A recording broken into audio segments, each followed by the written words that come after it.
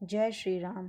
पंचविंशः सर्गा। अपरिमित प्रभावशाली विश्वामित्र मुनि का यह उत्तम वचन सुनकर पुरुष सिंह श्री राम ने यह शुभ बात कही। मुनि श्रेष्ठ, जब वह यक्षिणी एक अबला सुनी जाती होनी चाहिए, फिर वह 1000 हाथियों का बल कैसे धारण करती है। अमित तेजस्वी श्री रघुनाथ के कहे हुए इस वचन को सुनकर विश्वामित्र जी अपनी मधुर वाणी द्वारा लक्ष्मण सहित शत्रु दमन श्री राम को हर्ष प्रदान करते हुए बोले, रघुनंदन, जिस कारण से ताटका का अधिक बलशाली हो गई है वो बताता हूँ। उसमें वरदान जनित बल का उदय हुआ है, अतः वह अबला होकर भी बल धारण करती है, सबला हो गई है। पूर्व काल की बात है, सुकेतु नामक प्रसिद्ध एक महान यक्ष थे। वे बड़े पराक्रमी और सदाचारी थे, परंतु उन्हें कोई संतान नहीं थी, इसलिए उन्होंने बड़ी भारी तपस्या की। श्री राम, यक्षराज सुकेतु की उस तपस्या से ब्रह्मा जी को बड़ी प्रसन्नता हुई। उन्होंने सुकेतु को एक कन्या रत्न प्रदान किया जिसका नाम ताटका था। ब्रह्मा जी ने उस कन्या को 1000 हाथियों के समान दे दिया, परंतु उस महायशस्वी पितामह ने उस यक्ष को पुत्र नहीं ही दिया। उनके संकल्प के अनुसार पुत्र प्राप्त हो जाने पर उसके द्वारा जनता का उत्पीड़न होगा, यही सोचकर ब्रह्मा जी ने पुत्र नहीं दिया।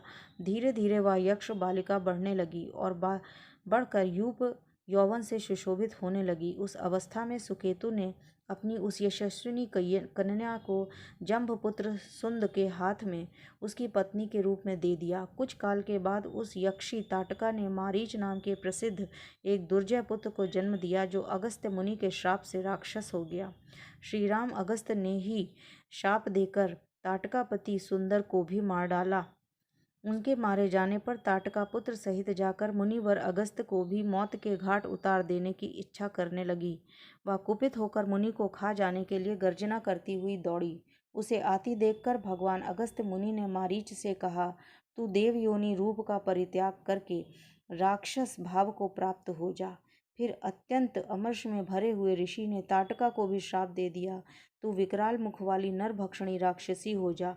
तू है तो महायक्षी, परंतु अब शीघ्र ही इस रूप को त्याग कर तेरा भयंकर रूप हो जाए। इस प्रकार श्राप मिलने के कारण ताटका का अमर्ष और भी बढ़ गया। वह क्रोध में मूर्छित हो उठी और उन दिनों अगस्त्य जी जहाँ रहते थे उस सुंदर देश को उजाड़ने लगी। रघुनंदन, तुम गौओं और ब्राह्मणों का हित करने के लिए दुष्ट पराक्रम वाली इस परम भयंकर दुराचारणी यक्षी का वध कर डालो। रघुकुल को आनंदित करने वाली वीर शापग्रस्त ताटका को मारने के लिए तीनों लोकों में तुम्हारे सिवा दूसरा कोई पुरुष समर्थ नहीं है। नरश्रेष्ठ, तुम स्त्री हत्या का विचार करके इसके प्रति दया न दिखाना। एक राजपुत्र को चारों वर्णों के हित के लिए स्त्री हत्या भी करनी पड़े तो उन्हें मुंह नहीं मोड़ना चाहिए। प्रजापालक नरेश को प्रजाजनों की रक्षा के लिए क्रूरता पूर्वक या क्रूरता रहित पातक युक्त अथवा सदोष कर्म भी करना पड़े तो कर लेना चाहिए। यह बात उसे सदा ही ध्यान में रखनी चाहिए। जिनके ऊपर राज्य के पालन का भार है उनका तो यह सनातन धर्म है। कुकुत्स कुल नंदन ताटका महापापनी है, उसमें धर्म का लेश मात्र भी नहीं है, अतः उसे मार डालो। श्रूयते ही पुरा शक्रो विरोचन सुताम नृपम पृथ्वीम हन्तुमिच्छनि मंथराराम अभ्येद सूदयत। नरेश्वर, सुना जाता है कि पूर्व काल में विरोचन की पुत्री मंथरा सारी पृथ्वी का नाश कर डालना चाहती थी। उसके इस विचार को जानकर इंद्र ने उसका वध कर डाला। विष्णु नाम चा पुरा राम भृगुपुत्री पतिव्रता।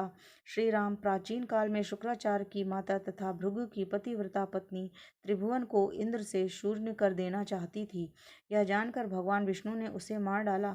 इन्होंने तथा अन्य बहुत से महामनस्वी पुरुष प्रवर राजकुमारों ने पापचारणी स्त्रियों का वध किया है। नरेश्वर, अतः तुम भी मेरी आज्ञा से दया अथवा घृणा को त्याग कर इस राक्षसी को मार डालो। जय श्री राम।